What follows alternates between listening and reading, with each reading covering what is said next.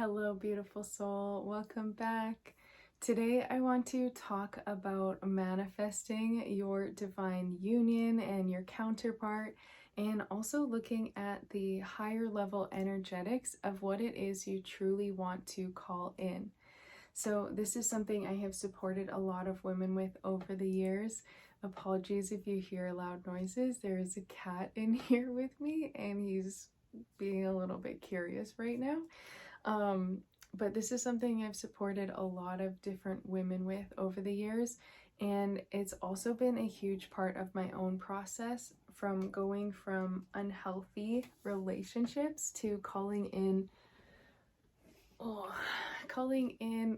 the partner who embodied everything I had always wanted. So I want to share a bit of my own manifestation process.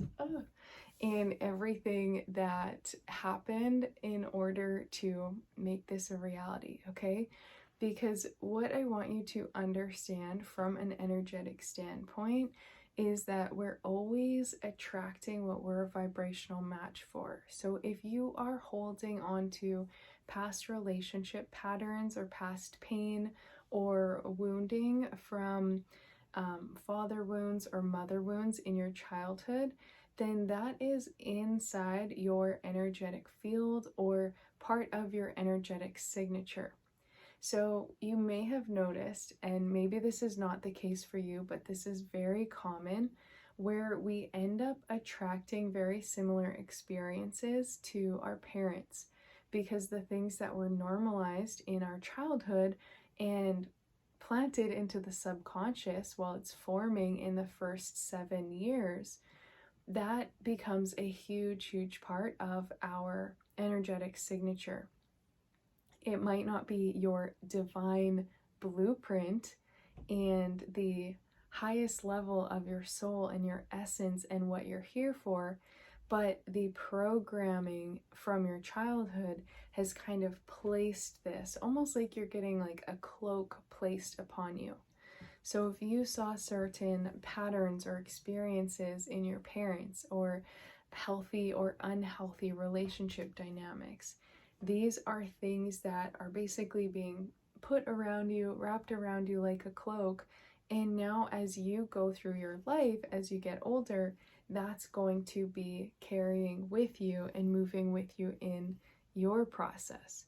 So what we see more often than not, and I have experienced this myself, is that certain things, for instance, abandonment wounds. I've talked about that a lot in regards to my relationship with my dad and with the masculine in general. Well, it's not really surprising that then I would experience multiple relationship patterns that reinforce and reflect, they mirror back to me more of the abandonment wounding, because I'm wearing that little blanket and that cloak as I go throughout life, and I'm attracting more things to match it. Because as much as I don't want to be attracting things that connect to the abandonment wounds, I'm holding it, right? It's part of my energetic signature without me realizing, and so I end up attracting more because it feels safe and it feels normal, and at a base level it feels like what I deserve. So this is why I talk so much about the reprogramming work and really uncovering the patterns and the root cause of where a lot of these things stem from, because if we don't shine a light on it, it's going to repeat, it's going to continue, and we go through life playing out these programs and then wondering why we're not getting the amazing thing we really want, but a part of us is still reflecting a lower level of consciousness, and so we're attracting more of that back. For instance, if you feel like all men are evil, or they always let you down, or they won't support you, then that's also an energetic blanket that you're wearing. And so you are sending those signals out into the world everywhere you go. And what do we get? We end up pulling in whatever is a match for that. So you're not only going to attract people who match that frequency, it's a vibrational universe, so that's how things work. you pull in, and like attracts like. But your brain is also designed to look for more proof of what it already believes. So even if you are in a room with incredible conscious men, your brain is going to look for proof of why they're evil, or they don't support you, or they're going to let you down, or whatever the negative narrative is. So I myself had been in experiences that were very lower masculine. I also saw my parents get a separation, and I saw the dynamics between my mom and dad, which were not always super healthy. And I saw her frustration towards men afterwards. I saw a lot of the kind of feminist movement being pushed in the media and stuff. And I had a lot of beliefs that there were no good men out there. And I continued to attract and see that. So I was in some rooms where there were really nice guys, like really great guys, but they didn't match what my brain was wired to look for proof of. It was looking for proof of what it believed the most, and it was looking for proof of what it had already decided was true. So even if I was talking to someone who was super kind and loving and respectful, my brain was going to find a fault or a flaw. Or if it couldn't, it was then going to say, oh, I'm not worthy of that person. It's too good to be true. I'm not enough, right? And then it would fall into the unworthiness category. So at the end of the day, until you start being in control of the programs that you're living in, you will continue to attract the same old thing and what you don't want. When this all started to shift for me, and when I called in my beloved, was the most beautiful testament of all the healing I had done up until that point. And there still was a lot of healing work after, because I still had parts that didn't feel worthy of him, and there were still ways that then the abandonment wounds came forward, and I was afraid I'd be left behind. I was afraid I wasn't good enough, that like I couldn't ever be what he wanted, because I had him on this pedestal since he matched everything I had always wanted in a person. And I just felt his soul and his energy, and I saw our past lives together and all these things that I knew the moment we were in the same room together that he was who I was meant to be with. But the reason I feel like I called him in and attracted this kind of relationship is because, firstly, I had started doing the work on balancing my masculine and feminine and healing the lower masculine, and really starting to believe that healthy, conscious masculine energy existed, and that there were men out there embodying what I wanted, and that if I continued to rise up and be my best self, then of course I would find someone who was designed for me and was the match for me. I also started to do a lot of healing towards my mother and father wounds and the programs that I just described that I had learned during childhood.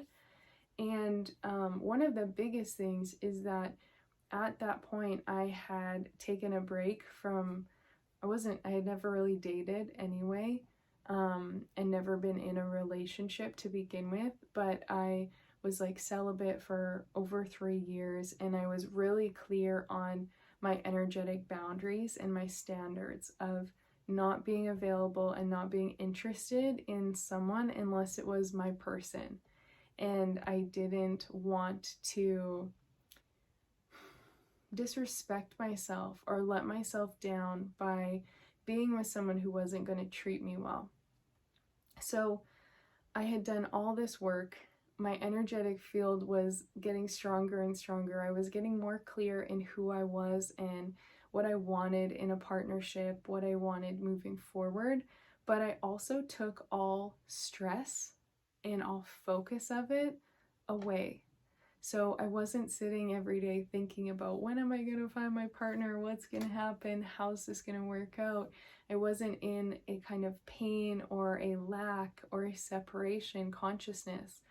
actually the day before I met him, I had a little bit of insecurity of feeling like I couldn't, like I wouldn't stand out because I was in this really vibrant community with amazing women and men, and I felt like I'm just this quiet fly on the wall. Like, how will I ever stand out?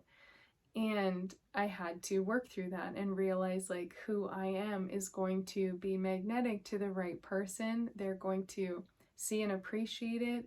They're not going to be wanting someone who's like super outgoing and like front and center life of the party. They'll love the way that I show up and the energy I live in. And the next day I met him, and it's like the most divinely orchestrated experience, and the healing growth, the connection, the way that every single time either one of us does more healing or moves forward in their path, it benefits both of us. And there's like the safety and support and just the psychic kind of connection, the telepathic connection, and the energetic connection, all these things that transcend what I believed was possible before I met him. And I'm constantly blown away by the process. But it took work, and it took massive healing, and it took constant ego deaths of letting go of my own wounding and not being afraid to look in the mirror of like why I was being triggered with certain things, or where I started to sabotage because I didn't feel worthy, or what are the standards that I want to hold, and am I honoring those and like calling him into that, or how are we actually working as a team? So there were so many things that I don't feel we see in general relationships, because so many of the relationships on this planet are based in trauma, and they're based in wounding, and they're based in lower level templates of masculine and feminine. And if you want a divine union and a divine love, then you have to be willing to clear out those lower energies of what you think is normal and rise into the divine feminine. Really start embodying the higher level versions of yourself so that you can call it in. And it's the most remarkable process. This is actually something I teach inside my quantum healing hypnosis bundle called Union. And I go over all the things that I've talked about today regarding the divine masculine and the divine feminine energies. Learning how to receive the masculine and feel safe around the masculine, especially if you've experienced trauma or pain or wounding in the past.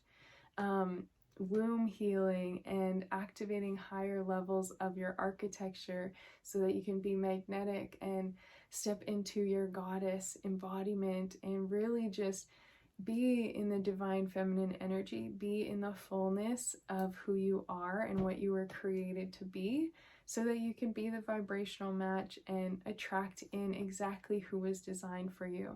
Because at the end of the day, I don't believe in the lack mindset of it's really hard to find your partner, that there might not be someone here for you in this lifetime. I believe that if this is part of what you incarnated for, then they're here. And there's nothing you need to worry about. You don't need to be afraid. You don't need to think you're behind. You just need to honor who you truly are. Love who you truly are. Realize you're worthy of the love that you desire.